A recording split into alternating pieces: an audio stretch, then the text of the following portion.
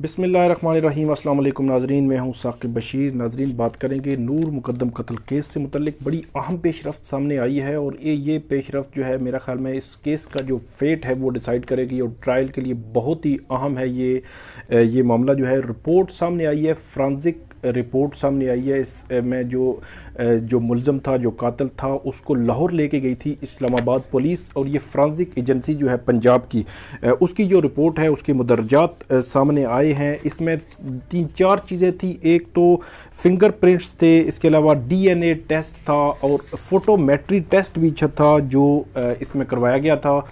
जो इस्लामाबाद पुलिस वहाँ पे मुल्ज़म को लेके गई थी और ये करवाया गया था। इसकी तमाम रिपोर्ट्स जो है वो सामने आ गई हैं और बड़े चश्मकुशा इंकशाफात इसमें किए गए हैं। एक तो 4-5 चीज़ें हैं जो इसमें जो है सामने आई हैं। सबसे पहले इसमें अगर मैं आपको बताऊं तो फिंगरप्रिंट्स इसके मैच कर गए हैं मुल्ज़म कातिल जो है वो ज़ाहिर जाफ़र के।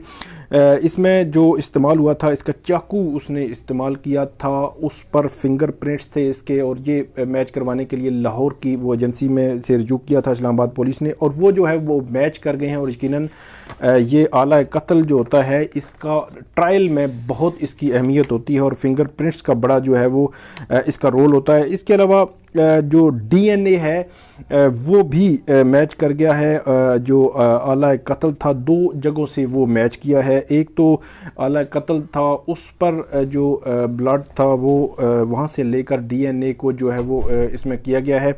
और दूसरा मामला था जो इसमें सामने आया है और बहुत जो भयानक एक पिक्चर जो है वो सामने आई है, वो है कि इसने जो कत्ल किया है उस कत्ल से पहले जो है उसने उसका जो जिनसी तशद्दुद या ज़्यादती जो है वो की गई, उससे भी इसका डीएनए जो है वो मैच किया है इस मुल्ज़म का। और ये रिपोर्ट जो है इसमें वाज़ेह तौर पर ये चीज़ें सामने आ गई हैं। अगर इम्पॉर्टेंट एक और चीज़ बात करें तो वो ये है कि इस्लामाबाद पुलिस ने जो फ्रांसिक एजेंसी है उससे ये भी पूछा था कि कत्ल से कबल क्या क्या हरकत जो है वो इस मुल्ज़म ने की हैं और क्या ऐसा तशद्दुद किया है, उसकी नोयत क्या थी। ये सारी चीज़ें जो हैं उससे पूछी गई थी फ्रांसिक में। तो उसमें दोनों चीज़ें साबित हुई हैं कि इसमें कत्ल से कबल एक तो जो भयानक किस्म का तशद्दुद जो है वो इसमें किया गया था वो भी साबित हुआ है और इसके अलावा जो ज़्यादती वाला उनसर जो है वो भी साबित हुआ है।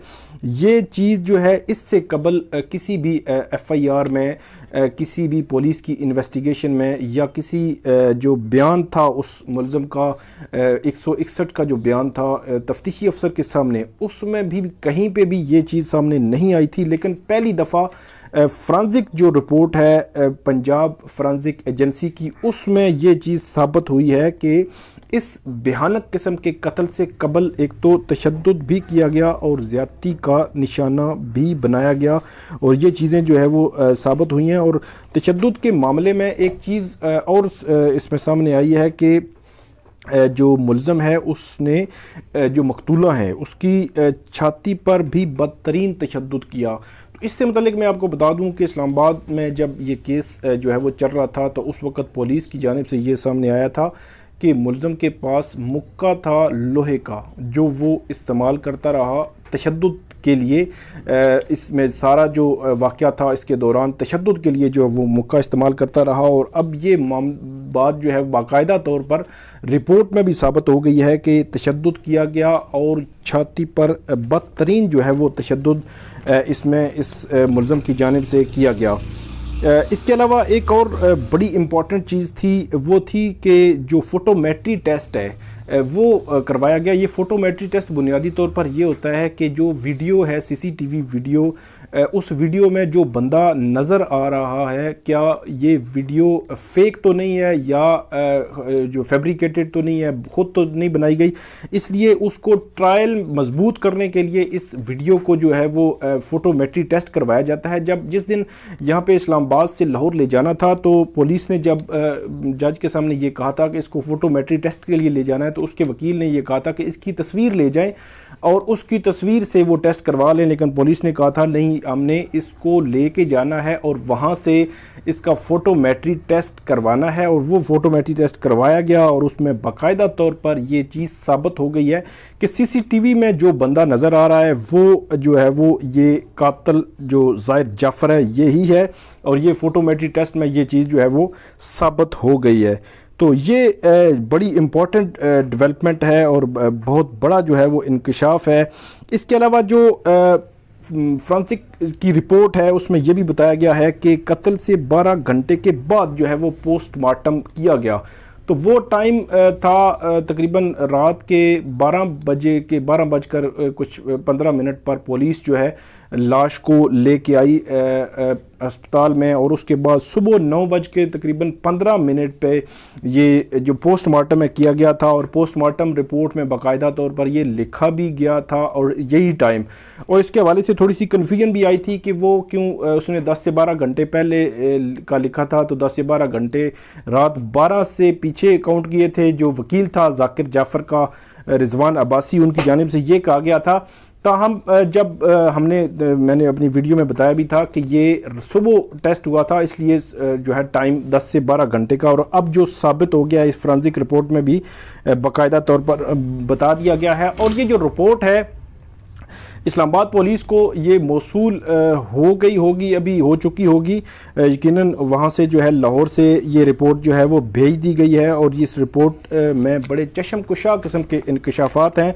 और अब ये रिपोर्ट जो है वो बाकायदा तौर पर जो 173 की जो रिपोर्ट तैयार हो रही है, जो जिसको हम चालान कहते हैं, उसमें तफसीली रिपोर्ट होती है और उसमें सारी चीज़ें जो है वो जिक्र की होती हैं कि मुल्ज़म का कंडक्ट क्या था, कैसे इसने जो है वो किसके साथ किस आला कत्ल क्या था, और ये ने क्या क्या जो है वो जुर्म इसने सरजद किया है। ये तमाम चीज़ें जो है वो 173 की उस रिपोर्ट में हमारे सामने आएंगी। और वो रिपोर्ट जो है उसके साथ ये फोरेंसिक रिपोर्ट और फोटोमेट्री टेस्ट ये जो है वो लगाई जाएंगी और उसके बाद आगे जो है वो मरला शुरू होगा। अब इसमें फाइनली मैं अगर बता दूं आपको कि जो मुल्ज़म है, मरकज़ी मुल्ज़म है ज़ाहिर जाफ़र, उसको 16 अगस्त को इस्लामाबाद की कचहरी में जो है वो पेश किया जाएगा। और जो इसके वालिदैन है ज़ाकिर जाफ़र और असमत आदम जी, और दो जो एक चौकीदार है और एक खानसामा है, उनको 23 अगस्त को इस्लामाबाद की कचहरी में जो है वो पेश किया जाएगा। अब इनकी जब भी पेशी होगी तो सिर्फ हाज़िरी ही लगा करेगी, क्योंकि अब जो है पुलिस इसमें चालान तैयार कर रही है। और जैसे ही चालान जो है पेश होगा और उसके बाद चालान के बाद बाकायदा इस केस में ट्रायल का आगाज़ हो जाएगा और देखेंगे कि ट्रायल किस मरले पर जाकर रुकता है। दूसरी जानब जो ज़ाकिर जाफ़र और असमत आदम जी हैं, उन्होंने इस्लामाबाद हाई कोर्ट में अभी तक जो है वो ज़मानत की दरख्वास्त दायर नहीं की। और मैं बार बार ये कह रहा हूँ कि वो डिले इसलिए किया जा रहा है कि ताकि जो हाइप है वो बैठ जाए और उसके बाद ज़मानत मिलना आसान हो। तो ये थी हमारी वीडियो, इस पर कमेंट ज़रूर कीजिएगा। बहुत शुक्रिया।